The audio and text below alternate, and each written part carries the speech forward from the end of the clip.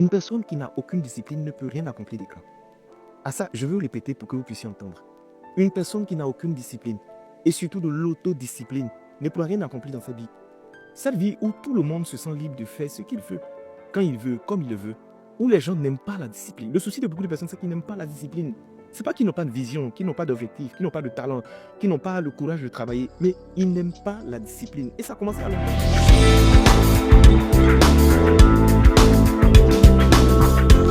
Déjà, ils n'aimaient pas la discipline. Avec leurs parents, ils n'aimaient pas la discipline. C'est des personnes qui étaient rebelles. Après, ils ont pris de l'âge. Ils ont pris ça pour envoyer dans les collèges et les lycées. Ils n'aimaient pas la discipline. À l'université, ils n'aimaient pas la discipline. Ils se retrouvent en couple, ils n'aiment pas la discipline. Il vit dans une société où il n'a jamais mis la discipline. Il grille les feux, il se sent plus pressé que tout le monde, il arrive en retard. Et c'est cet ensemble-là qui fait que, quand vous êtes une personne indisciplinée avec les autres, vous finirez par être indiscipliné avec vous-même. Indiscipliné avec son patron. Toujours en train de franchir les lignes rouges. Parce que lui, dès qu'on lui donne un cadre réglementaire où il doit se manifester ou bien agir, il prend ça pour une brimade et pour un manque de respect. Il y a des gens qui ont un esprit et une âme rebelle. Tu ne pourras jamais être riche si tu n'es pas capable d'avoir une autodiscipline et de pouvoir toi-même t'inculquer une certaine discipline. Les personnes disciplinées avec eux-mêmes ont toujours été indisciplinées avec les autres. C'est le prolongement qui est là. Or, vous avez besoin de discipline, d'autodiscipline surtout.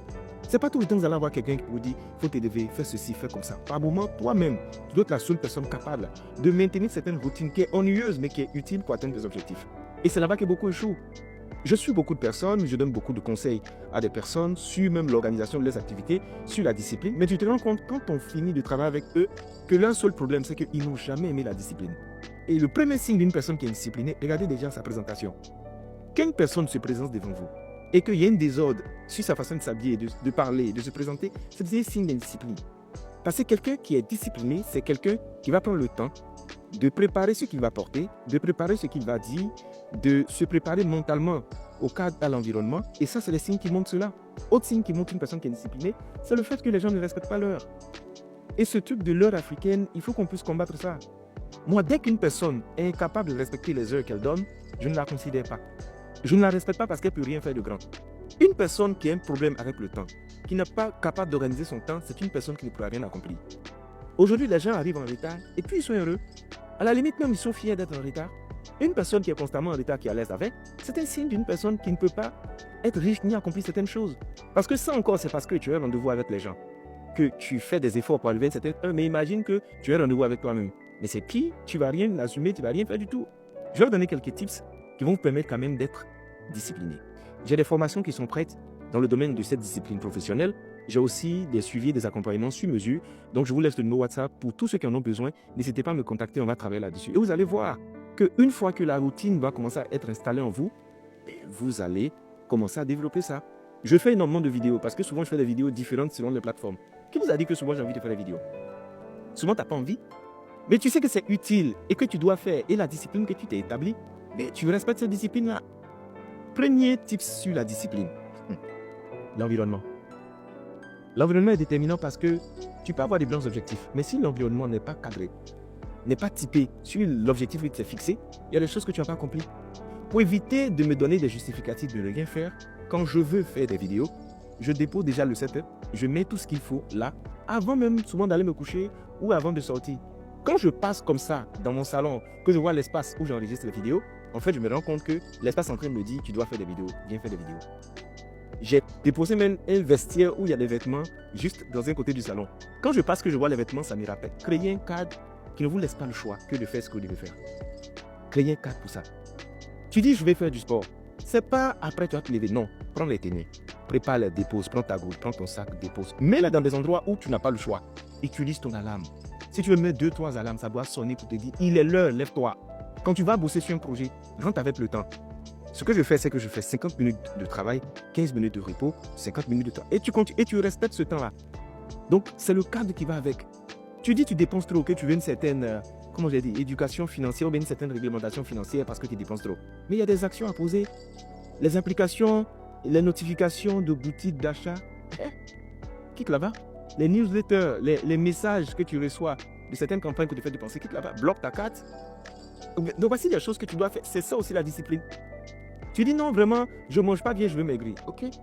Mais enlève les applications qui te permettent de commander de la bouffe. Prépare ta gamelle sur plusieurs jours. Organise-toi, fais des recherches. Les gens parlent beaucoup, mais dans les détails, en termes de discipline d'organisation, ils ne font rien. C'est pourquoi ils n'atteignent pas les objectifs. Conseil numéro 2 que je donne, écrivez tout. Et je dis écrivez tout. Et quand je dis d'écrire, pas dans le téléphone, écrivez tout manuellement. Une fois que vous écrivez tout manuellement, il y a un contact qui se fait avec votre esprit. C'est comme si vous êtes en train de signer une promesse que vous faites à vous-même. Vous allez respecter. C'est pourquoi j'ai dit aux gens, faites votre cahier des charges du jour et surtout cahier des charges hebdomadaire avant même que ça ne commence. Le dimanche, j'ai écrit ce que je dois faire au cours de la semaine. J'ai écrit lundi, j'ai mis. Mardi, j'ai mis. Mercredi, j'ai mis. J'ai écrit. Après, maintenant, ma mission sera de m'organiser pour respecter au maximum ça. Et quand tu bats ce que tu as écrit, tu es fier de toi. Écrivez tout. Écrivez tout. Votre vision, vos objectifs, écrivez tout. C'est pourquoi il y a quelque chose qui ne me quitte jamais, mon calepin. J'écris tout. J'ai un tableau dans le bureau où j'écris. Il y a aussi, comment on appelle, le vision board. Ça, tout le monde sait de quoi il s'agit. Ce sont des images qu'on va coller, qui sont liées à notre vision et qu'on va mettre dans un espace où on a accès à ça. D'autres mettent ça sur le téléphone, d'autres mettent ça sur l'ordinateur portable, d'autres vont mettre ça sur un mur. Moi, en ce moment, je l'ai sur mes 2 ordinateurs portables. Donc, ça me permet, dès que j'ouvre, je vois bien mes objectifs et ça permet de canaliser là-dessus. D'accord? Troisième tip que je vous donne, ayez quelqu'un à qui vous rendez des comptes. Et ça m'a fait énormément de bien dans mes séances et dans mes suivis. Parce qu'il y a des personnes qui n'ont de compte à rendre à personne. Ils se lèvent, ce qu'ils ont dit de faire, ils ne font pas, et puis il n'y a pas de compte à rendre. Les personnes avec lesquelles je travaillais, j'étais une source de stress pour eux. Je les appelais constamment. Et quand ils allaient poser l'action, je voulais des preuves. Est-ce que tu as fait, est-ce que tu n'as pas fait? Moi, ce n'est pas une question de m'appayer. Tu me payes, mais en fait, il y a un objectif à atteindre. Et si c'est toi qui sabote l'objectif, j'arrête la collaboration. Et j'ai fait, on a eu des résultats. Les gens ont besoin d'être redevables vis-à-vis de quelqu'un, de rendre des comptes. Je suivais une jeune dame qui disait vraiment, je n'ai pas de vision. J'ai dit, on va travailler. On a travaillé sur sa vision, sur ses objectifs, tout ça. Mais le travail, la pression que je lui ai mise après, au début, elle ne comprenait pas. Jusqu'aujourd'hui, elle me remercie parce qu'elle a adopté de nouvelles habitudes et aujourd'hui, elle est en train d'appliquer. Elle s'est mise au sport. Il y a des détails, je ne vais pas rentrer là-dedans. Parce qu'il y a des choses qu'elle faisait pour son âge, c'était scandaleux. Et même ses parents n'en pouvaient plus, m'ont dit, pardon, celui-là, pas lui. J'ai dit, ok, vous me donnez le feu vert, table blanche, on y vit. Mais je l'ai stressé. Quelque temps après, on était tous contents des résultats. Physiquement, ça avait changé, professionnellement, ça avait changé dans beaucoup de domaines. Donc, les gens ont besoin d'être suivis. Mais si vous n'avez pas les moyens de prendre un accompagnateur, un conseiller ou un coach, appelez-le comme vous voulez, mais rendez compte à des personnes avec qui vous vivez, soit à votre femme, soit à votre frère, soit à vos amis, expliquez-leur la vision, dites-leur ce que vous voulez faire, sur quelle période et tout, travaillez là-dessus, mais dites à des personnes de confiance, des personnes qui comprennent la vision et des personnes qui vous encouragent. Le pire, c'est d'expliquer ça à quelqu'un qui ne comprend rien à votre domaine, à votre vie et qui lui-même a des insécurités sur ses objectifs. D'accord? Donc, voici quelques tips que je voulais partager avec vous. Il y a énormément de conseils encore, mais faites des recherches. Comme j'aime dire, Internet est aujourd'hui ouvert. Donc, celui qui est ignorant sur quelque chose, c'est que lui-même, il n'a pas envie de chercher. Faites des recherches et puis soyez un peu plus discipliné.